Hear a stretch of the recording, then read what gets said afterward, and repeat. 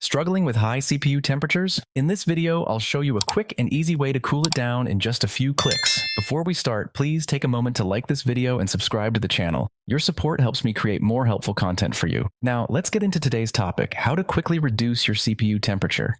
The first thing you need to do is open the search bar on your computer and type in Edit Power Plan. Click on it when it appears. This will take you to your power settings. Next, click on Change Advanced Power Settings. A new window will open. Scroll down until you see Processor Power Management and click on it to expand the options. Now look for Maximum Processor State. By default, this is usually set to 100%. You can lower this to a number between 90% and 100%.